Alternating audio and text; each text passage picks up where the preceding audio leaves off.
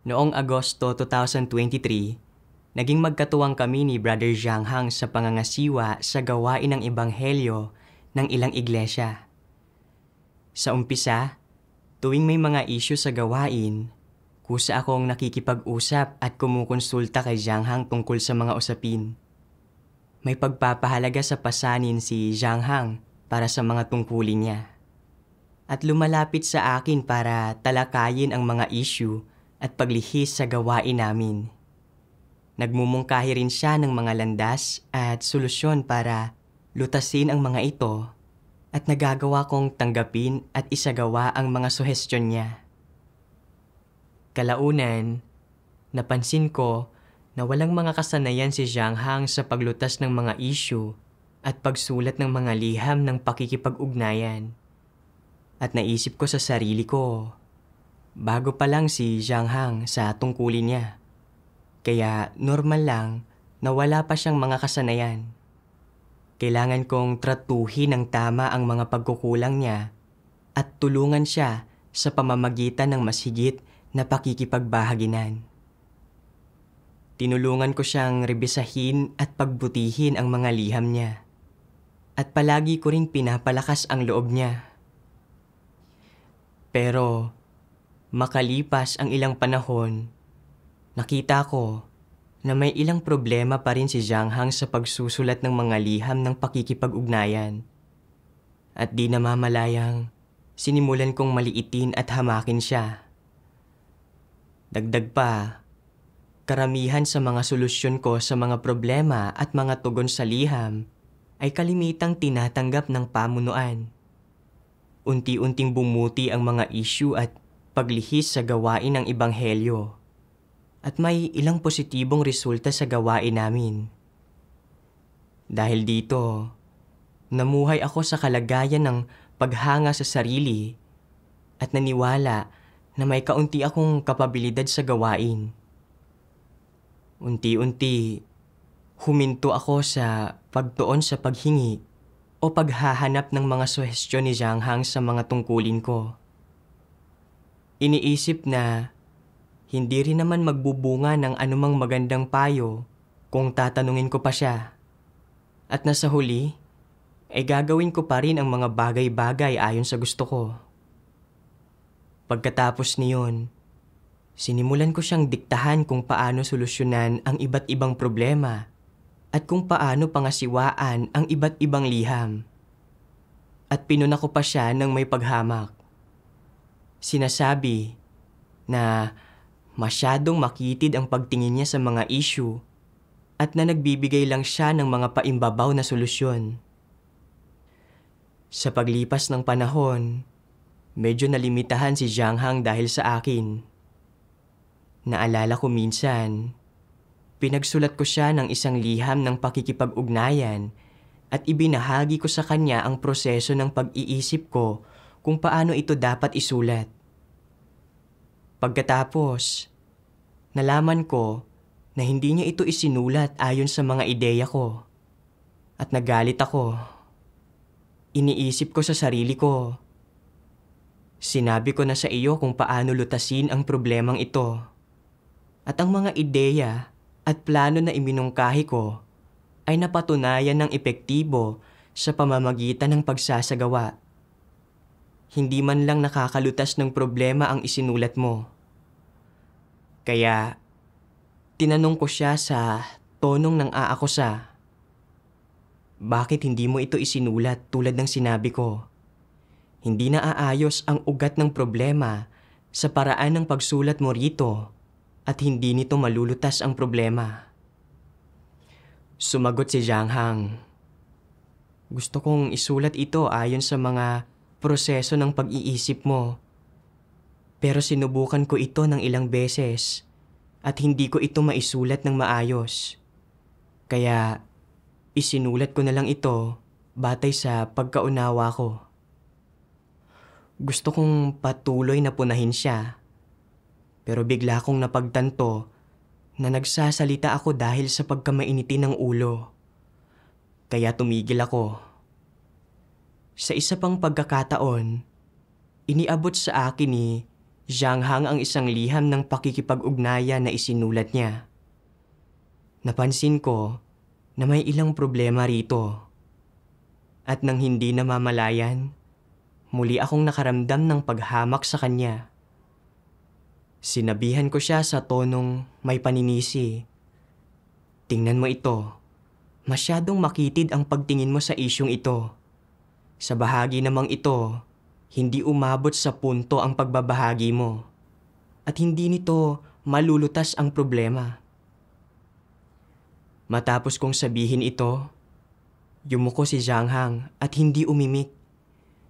Nang makita ko ang bagabag na ekspresyon ni Jianghang, bigla akong nakonsensya. Bakit masyado akong mapanghamak at mapagpunas sa kanya? Hindi ako pwedeng umasal ng ganito sa susunod. Gayunpaman, kapag lumilitaw ang mga kaparehong sitwasyon, hindi ko pa rin mapigilan na maliitin siya. Kalaunan, naging medyo pasibo si Jianghang sa mga tungkulin niya. At sa tuwing nahaharap siya sa mga suliranin o problema, tinatanong muna niya ako kung paano lulutasin ang mga ito. Itinuring pa nga niya ang sarili niya bilang isang may mahinang kakayahan at isang hindi angko para sa tungkulin.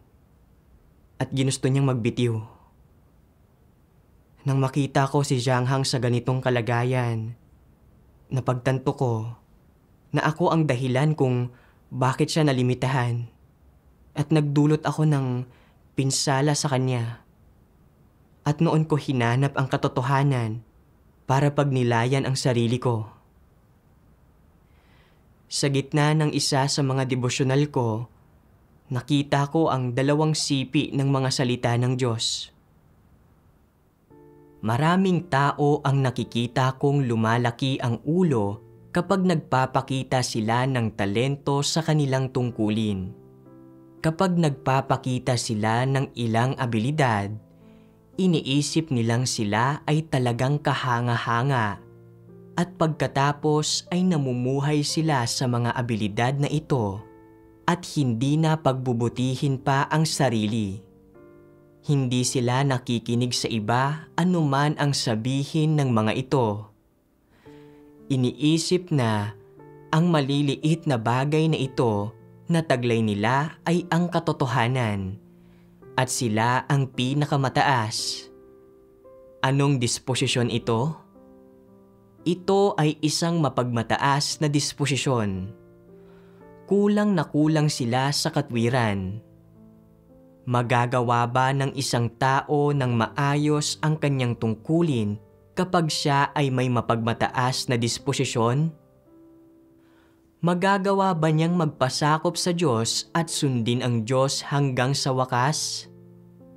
Mas mahirap pa ito. Ang pinakamabuti ay maglaan kayo ng higit na pagsisikap sa katotohanan ng pagkilala sa sarili. Bakit hindi natutuwa ang Diyos sa inyo? Bakit kasuklam-suklam para sa Kanya ang inyong disposisyon? Bakit pinupukaw ng inyong pananalita ang Kanyang pagkamuhi? Kapag nagpamalas kayo ng katiting na katapatan, pinupuri ninyo ang inyong sarili. Kapag nag-aambag kayo ng maliit, gumigiit kayo ng gantimpala. Hinahamak ninyo ang iba kapag nakapagpakita kayo ng kaunting pagpapasakop. At nasusuklam kayo sa Diyos kapag may naisa sa katuparan kayong maliit na gampanin.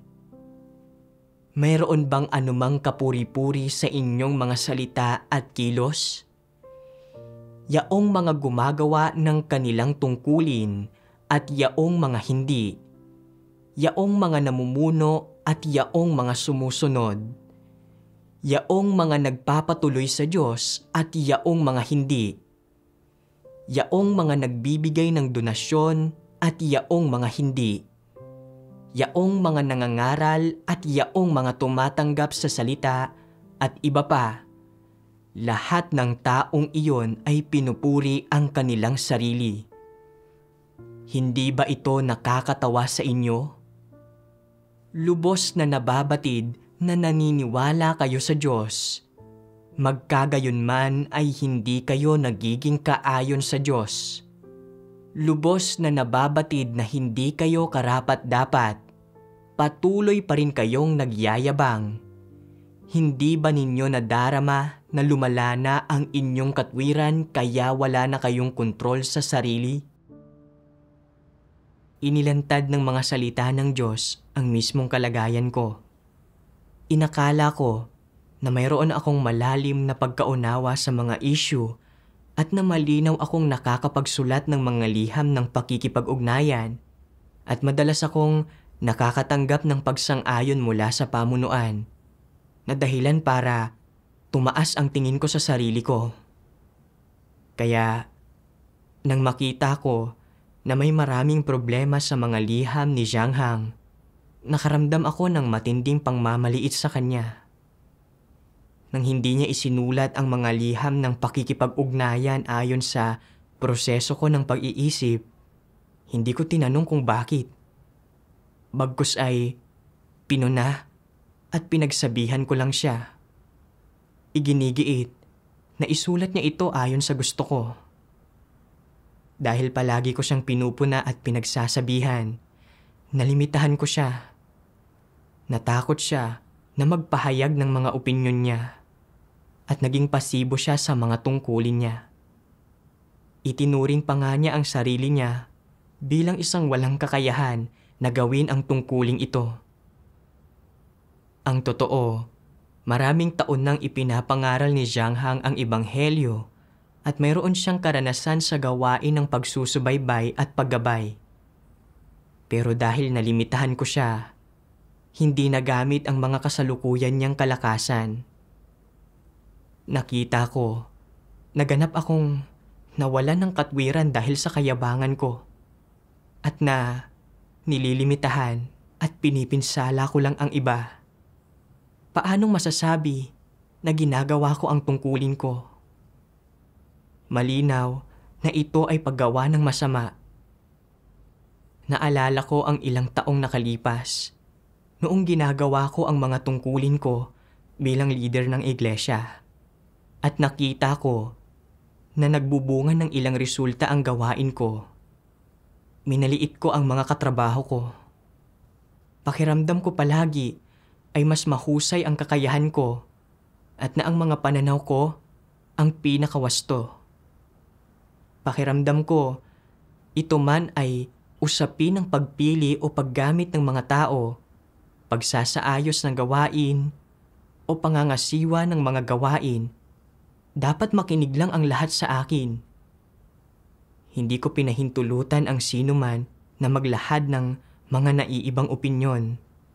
At kung may sino mang tumutol, basta ko lang na tinatanggihan ang mga pananaw nila. At minsan, pinagsasabihan at pinupuna ko sila mula sa isang posisyon na may awtoridad. Dahil dito, naramdaman nilang lahat na nalilimitahan ko sila. Dahil sa aking kayabangan, pagmamagaling at pagiging mapagpasya sa sarili, lubha kong nagambala at nagulo ang gawain ng iglesia. Nakita ko na muli na naman akong bumalik sa masasama kong gawi at naging medyo negatibo ako. Iniisip na hindi ko na kayang gawin ang tungkuling ito. Kung magpapatuloy ako ng ganito, patuloy akong mamumuhay ayon sa mayabang na disposisyon ko.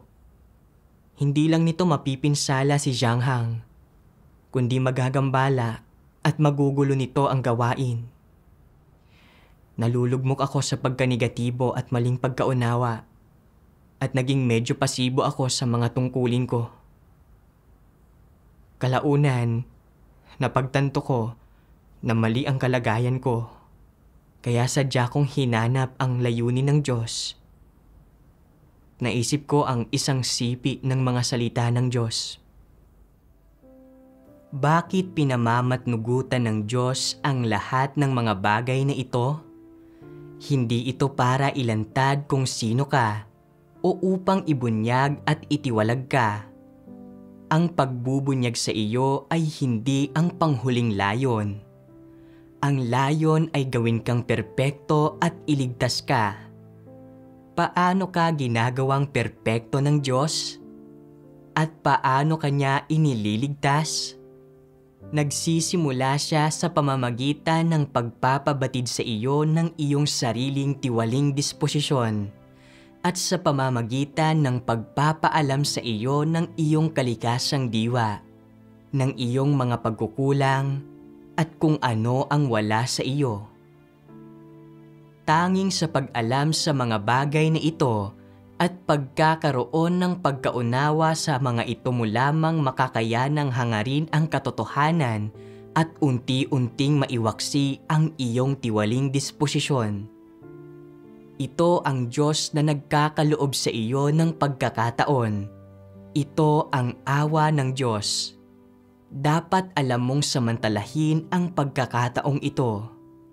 Hindi ka dapat makaramdam ng paglaban sa Diyos, makipagtalo sa Diyos, o magkamali ng pagkaunawa sa Kanya. Lalo na kapag naharap sa mga tao, pangyayari, at bagay na isinasaayos ng Diyos sa paligid mo. Huwag mong palaging isipin na hindi ayon sa nais mo ang mga bagay-bagay. Huwag palaging naisin na matakasan ang mga ito o palaging magreklamo tungkol sa Diyos at magkaroon ng maling pagkaunawa sa Diyos. Kung lagi mong ginagawa ang mga bagay na iyon, kung gayon ay hindi mo dinaranas ang gawain ng Diyos at magiging napakahirap para sa iyo na pumasok sa katotohanang realidad. Ipinaunawa sa akin ng mga salita ng Diyos na kapag ibinubunyag ng Diyos ang mga tao, hindi ito para itiwalag sila, kundi para iligtas sila. Para makilala nila ang tiwaling disposisyon nila, magawang hangarin ang katotohanan, at makamit ang pagbabago sa disposisyon.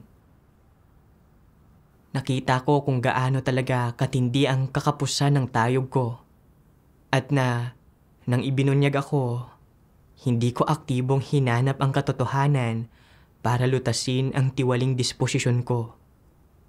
Kundi sa halip, naging negatibo ako at tumakas.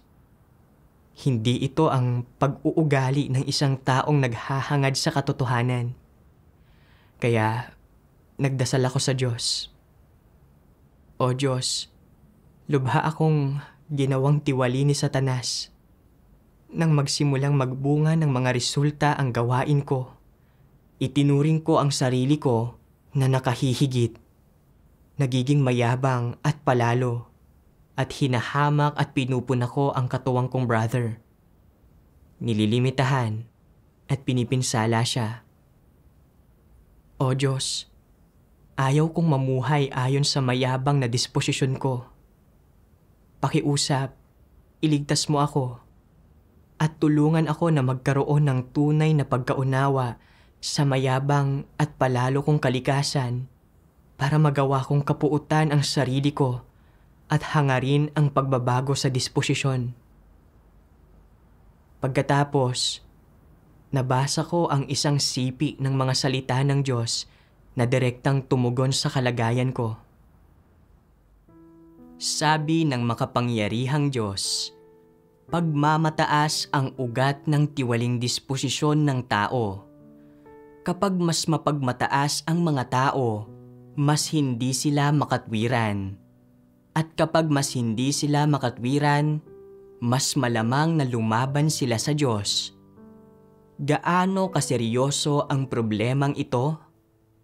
Hindi lang itinuturing ng mga taong may mapagmataas na disposisyon ang lahat ng iba pa bilang mas mababa kaysa sa kanila, kundi ang pinakamasama, wala silang pagsasaalang-alang sa Diyos at wala silang pusong may takot sa Diyos.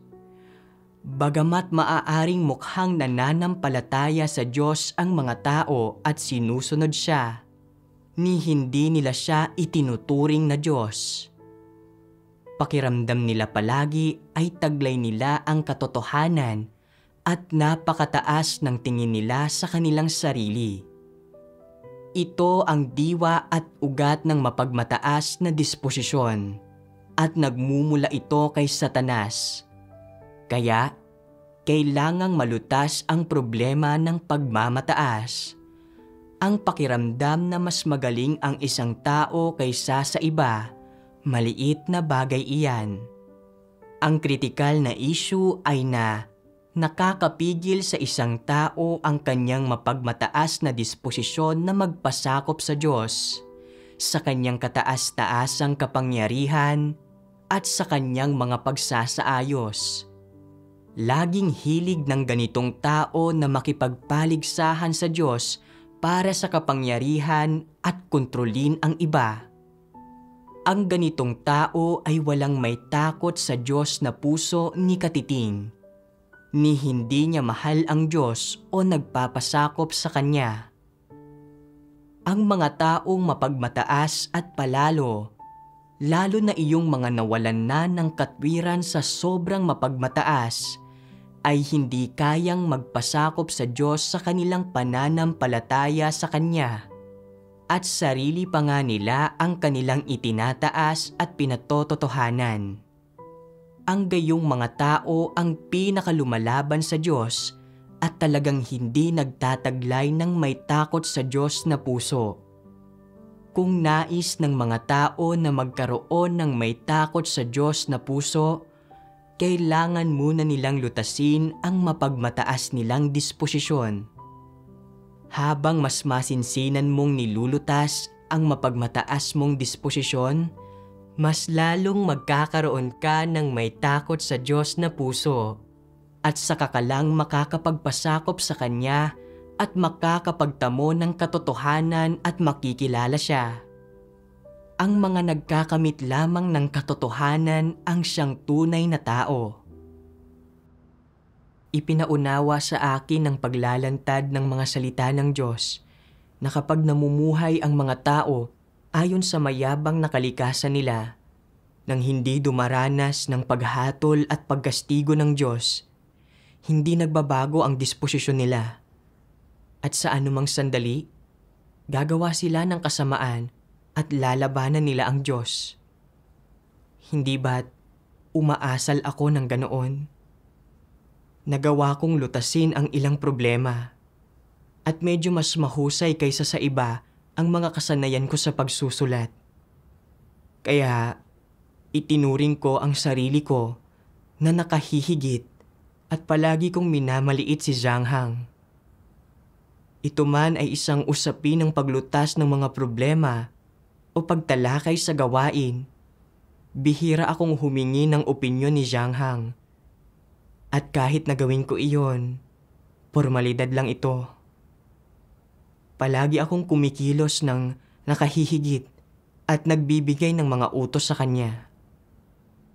Nang makita kong hindi sinunod ni Zhang Hang ang mga proseso ng pag-iisip ko para magsulat ng isang liham ng pakikipag-ugnayan, sa halip na isaalang-alang ko kung ano ang gusto niyang ipahayag mula sa perspektiba niya, o isipin kung meron bang anumang bagay sa isinulat niya ang karapat-dapat na gamitin, o kung paano dadagdagan at pagbubutihin ang isinulat niya para magtamo ng mas magagandang resulta.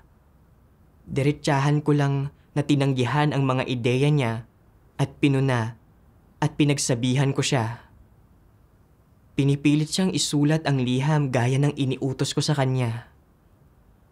Itinuring ko ang sarili kong mga pananaw bilang ang pamantayan at hindi ko pinahintulutan si Zhang Hang na magkaroon ng sarili niyang mga opinyon. Dahil dito, nalimitahan ko siya. At kapag nagsusulat ng mga liham, pinanghihinaan siya ng loob. At sinimulan pa nga niyang ituring ang sarili niya bilang isang walang kakayahan at ginusto niyang magbitiw. Sa realidad, may mga pagkakataong may kabuluhan ang mga proseso ng pag-iisip ni Zhang Hang sa pagsusulat ng mga liham. Pero hindi niya lubos na naibabahagi ang mga bagay-bagay. Dapat sana ay pinalawak ko ang isinulat niya para mapabuti ito. Pero sa halip, diretsahan kong tinanggihan ang mga ideya niya at pinilit ko siyang sundin ang mga tagubilin ko. Hindi ba tinatrato ko ang mga ideya ko na para bang ang mga ito ang katotohanan? Nakita ko kung gaano kalalim ang kayabangan ng kalikasan ko. Namumuhay ako ayon sa mga satanikong lason ng ako ang sarili kong Panginoon sa buong langit at lupa. At ako lang ang dakila. Si Zhang Hang man ito o ang mga kapatid na katuwang ko noon, ang tanging ginawa ko ay ang limitahan at pinsalain sila na nakagambala at nakagulo rin sa gawain ng iglesia. Ngayon, nakita ko kung gaano mismo ako kayabang at kapalalo. At nawala talaga akong puso na may takot o nagpapasakop sa Diyos. Tinataha ko ang landas ng isang kaaway ng Diyos. Naisip ko si Pablo sa kapanahunan ng biyaya. Meron siyang ilang kaloob at talento sa pangangaral ng Ebanghelyo at marami siyang napabalik loob. Nakapagtatag siya ng maraming iglesia at nakapagsulat ng maraming liham. Ginawa niya itong kapital at minaliit niya ang lahat. Sinabi pa nga niya na hindi siya mas mababa kaysa sa sino mang apostol at madalas niyang itinataas ang sarili niya habang minamaliit ang ibang mga apostol.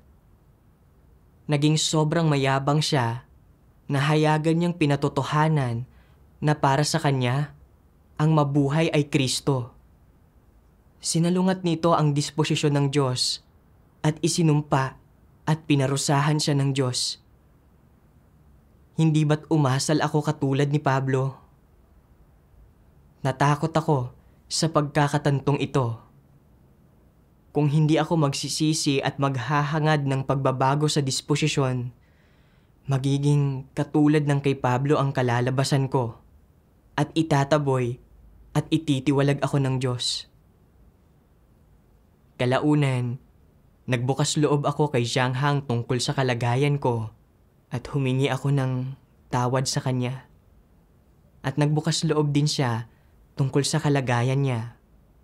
Mula noon, matyaga kong ginabayan si Zhang Hang kung paano tingnan ang mga problema at kung paano magsulat ng mga liham.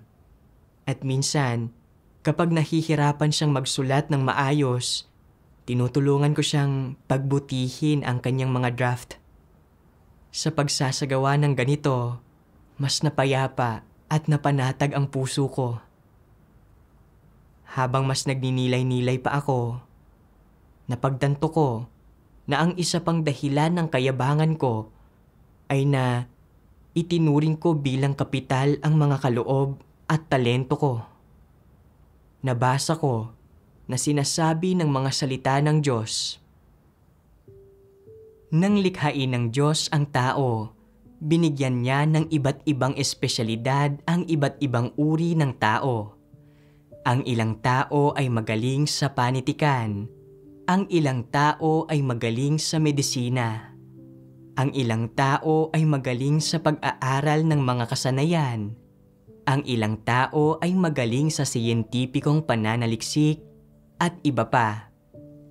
Ang mga espesyalidad ng mga tao ay ibinigay ng Diyos at hindi dapat ipagyabang. Anuman ang mga espesyalidad na mayroon ang isang tao, hindi ibig sabihin nito na nauunawaan niya ang katotohanan. At tiyak na hindi ibig sabihin nito na nagtataglay siya ng katotohanang realidad. Ang mga tao ay may partikular na mga espesyalidad at kung nananampalataya sila sa Diyos, dapat nilang gamitin ang mga espesyalidad na ito para gawin ang mga tungkulin nila. Katanggap-tanggap ito sa Diyos. Ang pagyayabang sa isang partikular na espesyalidad o pagnanais na gamitin ito para gumawa ng mga kasunduan sa Diyos, masyadong wala itong katwiran. Hindi pinapaboran ng Diyos ang gayong mga tao. Alam ng ilang tao ang isang partikular na kasanayan, kaya kapag pumupunta sila sa sambahayan ng Diyos, pakiramdam nila ay mas nakatataas sila kaysa sa iba. Gusto nilang magtamasa ng espesyal na pagtrato, at pakiramdam nila ay garantisado ang trabaho nila panghabang buhay. Itinuturing nila ang kasanayang ito bilang isang uri ng kapital, anong kayabangan. Kaya, paano mo dapat tingnan ang mga kaloob at espesyalidad na ito? Kung kapaki-pakinabang ang mga bagay na ito sa sambahayan ng Diyos, mga kasangkapan lang ang mga ito para sa pagtupad mo ng iyong tungkulin. Walang kinalaman ang mga ito sa katotohanan. Mula sa mga salita ng Diyos, naunawaan ko na anuman ang uri ng mga talentong mayroon tayo, magaling man tayo sa pagkanta, pagsayaw, pagsusulat, o pangangaral ng Ebanghelyo, ang lahat ng kaloob at talentong ito ay ibinigay ng Diyos. Binibigyan tayo ng Diyos ng mga kaloob at talentong ito upang magamit natin ang mga ito para gawin ng maayos ang mga tungkulin natin. Halimbawa, mayroon akong ilang kasanayan sa pagsusulat at dapat sana ay ginamit ko ang mga kalakasan ko para matulungan ang mga katuwang kong kapatid na gawin ng maayos ang gawain ng iglesia. Pero ginamit ko bilang kapital ang mga kaloob at talentong ito na ibinigay ng Diyos. Bukod sa hinangaan ko ang sarili ko, palagi ko ring hinahamak at nililimitahan si Jiang Hang. Pinipilit siyang sumunod sa mga ideya ko. Mas lalong naging mayabang ang disposisyon ko at ganap akong walang pagkatao at katwiran. Sa puntong ito, napagtanto ko na ang mga kaloob at talento ay mga kasangkapan lang para matulungan ang isang tao na gawin ng maayos ang tungkulin niya. Ang pagkakaroon ng mga kaloob at talento ay hindi nangangahulugang nauunawaan ng isang tao ang katotohanan o nagkamit na siya ng pagbabago sa disposisyon. At sa pagkakaroon lang ng mga kaloob ng hindi hinahangad ang katotohanan, hindi niya magagawa ng maayos ang mga tungkulin niya. At gagawa pa rin siya ng kasamaan at lalabanan niya ang Diyos. Itinuring kong kapital ang mga kaloob at talentong ibinigay sa akin ng Diyos. Iniisip ang mga ito bilang sarili kong mga kasanayan at abilidad. Nang hindi man lang nakikilala ang sarili kong pagkakakilanlan o posisyon. Tunay akong walang kahihiyan at kinasuklaman ako ng Diyos. Kalaunan, may isang pagkakataon na may nahanap kaming ilang issue at paglihis sa gawain ng pagdidilig. At kinailangan naming magsulat ng liham para magbigay ng mga solusyon sa pamamagitan ng pakikipagbahaginan. Matapos makipagbahaginan kay Jiang Hang, hiniling ko sa kanya na i-draft muna ang liham. Nang matapos niyang isulat ang liham at ipinakita ito sa akin, napansin ko na kulang pa rin ito ng ilang detalye. At sinimulan ko na naman siyang hamakin. Nang sandaling iyon, napagtanto ko na muli na naman akong nagbubunyag ng isang mayabang na disposisyon. Naisip ko ang isang sipi ng mga salita ng Diyos. Palagay ba ninyo ay may taong perpekto? Gaano man kalakas ang mga tao o gaano man sila kahusay at katalino, hindi pa rin sila perpekto. Dapat itong maunawaan ng mga tao. Totoo ito at ito ang saloobin na dapat mayroon ang mga tao upang wastong maharap ang kanilang sariling mga kagalingan at kalakasan o mga kamalian. Ito ang pagkamakatwiran na dapat taglayin ng mga tao. Sa gayong pangangatwiran, maaari mong harapin ng wasto ang iyong sariling mga kalakasan at kahinaan, pati na ang sa iba. At ito ang magbibigay sa iyo ng kakayahang makipagtulungan sa kanila ng magkakasundo. Kung naunawaan mo ang aspektong ito ng katotohanan at makakapasok ka sa aspektong ito ng katotohanang realidad, makakaya mong makisama ng maayos sa iyong mga kapatid na humuhugot ng lakas sa kanilang magagandang katangian upang mapunan ang anumang mga kahinaang mayroon ka. Sa ganitong paraan, anumang tungkulin ang iyong ginagampanan o anuman ang iyong ginagawa, lagi kang magiging mas mahusay roon at pagpapalain ka ng Diyos. Tinulungan ako ng mga salita ng Diyos na maunawaan na para magkamit ng matiwasay na pakikipagtulungan sa iba, dapat kong tratuhin ng tama ang mga kalakasan at kahinaan ng bawat tao. Kapag nakita ko ang mga pagkukulang at kahinaan ng iba, hindi ko sila dapat hamakin o maliitin. Bagkus ay dapat kong hayaan na mapunan ng mga kalakasan namin ang isa't isa. Sa ganitong paraan kami makakapagkamit ng magagandang resulta sa mga tungkulin namin. Binigyan ng Diyos ang bawat tao ng iba't ibang kakayahan at talento. Hindi magaling si Zhang Hang sa pagsusulat ng mga liham ng pakikipag-ugnayan. Kaya, kailangan kong tratuhin ng tama ang mga pagkukulang niya. At hindi ko pwedeng ikumpara ang mga kalakasan ko sa mga kahinaan niya. Ang totoo, may sariling mga kalakasan si Zhang Hang. Maraming taon na siyang naging responsable sa gawain ng ebanghelyo at pagdidilig. Nakapag-ipon na ng maraming karanasan at nakakuha na ng mga resulta sa gawain niya. Gayunpaman, sa kabila ng lahat ng ito, hindi siya naging mayabang o mapagmagaling. At humihingi pa rin siya ng tulong sa akin tungkol sa mga issue na hindi niya lubusang nakikilatis. Kapag tinutukoy ko ang mga issue sa gawain niya, nagagawa rin niyang tanggapin ang mga ito. Ang mga ito ay mga kalakasang hindi ko taglay at dapat ko siyang tularan. Nang mapagtanto ko ito, nagawa kong tingnan ng tama ang mga kahinaan at pagkukulang ni Zhang Hang. Pagkatapos, niribisa at pinagbuti ko ang liham. Nang ipadala ko ang liham, talagang ang sarap ng pakiramdam ko na nagawa kong maghimagsik laban sa sarili ko kaysa mamuhay ayon sa mayabang na disposisyon ko. Dahil pinupuno nito ang puso ko ng kapayapaan at kagalakan at hindi rin ito nililimitahan o pinipinsala ang iba. Ang mga pagbabagong ito na nakamit ko ay bunga lahat ng paggabay sa akin ng mga salita ng Diyos. Salamat sa Diyos.